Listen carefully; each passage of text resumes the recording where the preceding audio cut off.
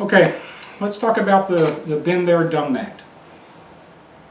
When I was talking about don't reinvent the wheel, don't try to do anything out of the ordinary, especially at the beginning when you're just starting out.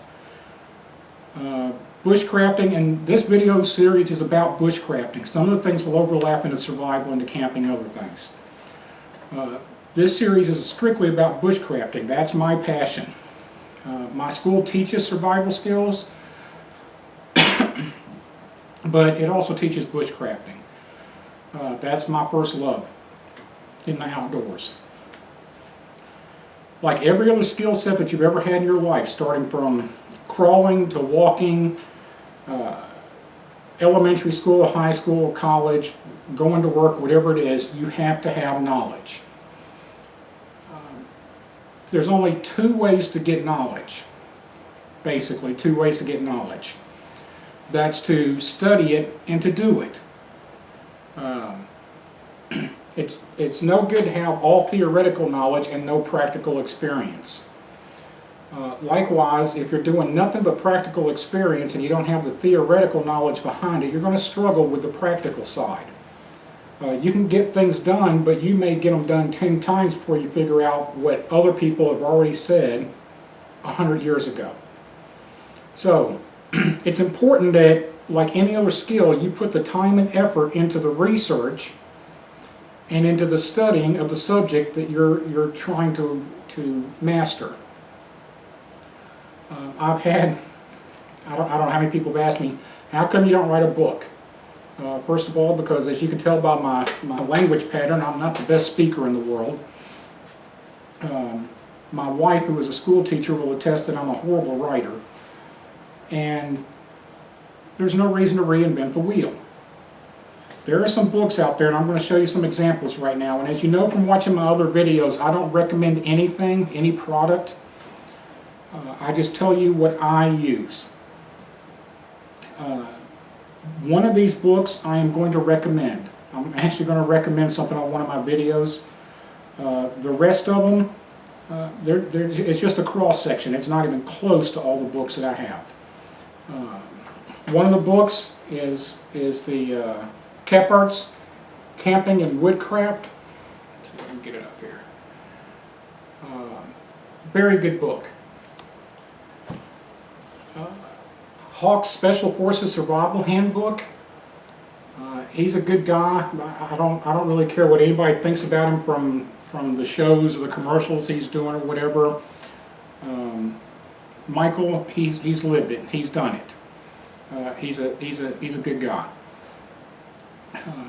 Another one, of course, is the standard Nesmic's Woodcrafting and Camping. I think most people have this book, and if you don't, you need to get this one. John Wiseman's SAS Survival Handbook. It's a good book. Let me do something here. Put those together. The Complete Wilderness Training Manual. Sorry, some of them have a glossy cover and they don't show up good. I really like this one. It's by Bradford Anger. It's How to Stay Alive in the Woods. It has a lot of good stuff in this book. The one that I recommend to everybody, the reason I will not write a survival book is because I cannot do any better than what's in this book right here. It's called Wildwood Wisdoms by Yager. Make sure it gets up here so you can get a look at it. This book right here is the handbook as far as I'm concerned. If it's not in this book, you don't need it. It is very simple to read. It's broken down very easily. The pictures are almost cartoonish simple. I don't know if it'll get on there or not. But they're super easy to understand. I love this book. I give them to my friends. It's the one I would recommend to any student, anybody learning. It's the one I would recommend to anybody at any level. If you don't have it, it's by Ellsworth Yager, and it's called Wildwood Wisdoms. Phenomenal book. If you don't get something out of this, then just don't buy any books. Having said that, The reason I brought some of these books out here that I don't recommend, they're just books that I have. The How to Stay Alive in the Woods, the SAS book, Michael's book, what's his last name, Hawk. These 3 books pretty much have the exact same information in them. This is how to build a lean-to, this is how to start a fire, this is how, they pretty much have the same information in them. For somebody that's been doing it as long as I have, if I get 1 or 2 things out of a book, I consider myself lucky.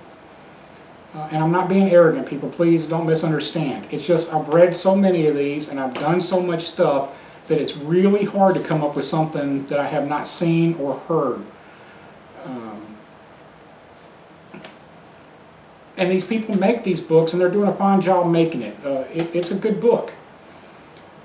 But it has really no information in this book that's not in this one. So if you have this one, you don't need this one. I happen to buy them just in case I find that one little tidbit, that one little piece of advice, that one little way of doing something different. If you're going to get serious about bushcrafting, you're going to have to study what people did before you. Otherwise, you're fighting upstream. If you can learn about it in this handbook and then go out and do it, you've conquered that task. You own that task. That skill is in your bag now. Instead of sitting out there going, crap, it's cold, I couldn't get a fire started tonight, it's horrible, why couldn't I do this, wham, wham, wham. When if you had read this book, you would have 3 or 4 other ways to get a fire started, and the odds are you will get it started. Don't get me wrong, there are times that you're not going to get a fire started.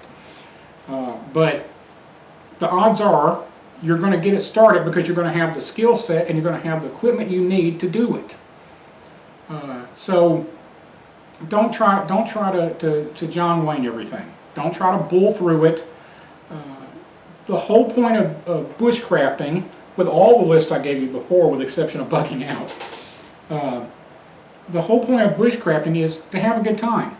If you're not having a good time and you're miserable and you're cold and you're wet and you're cussing and you're hating what's going on, bushcrafting's not for you. And the reason I say that, well, that's not the good way to put it. You're not doing it correctly. There are naturally going to be times when you're bushcrafting that are inconvenient, that things are not as nice as you would like. But if you're miserable doing it, you need to stop. I mean this. You need to stop and rethink what you're doing. If you're headed out with just a knife and you're coming back 2 days later and you're miserable and you're tired and you're hungry and you're worn out and you're angry, you're not doing it right. This is for enjoyment. That these skills roll over to survival, that's a bonus. It can be a life-saving bonus. That these skills roll over to if you get into an emergency situation is a bonus. It's a big bonus. But that bonus comes from having the tools and the skills and the knowledge to make it through that emergency situation or that survival situation.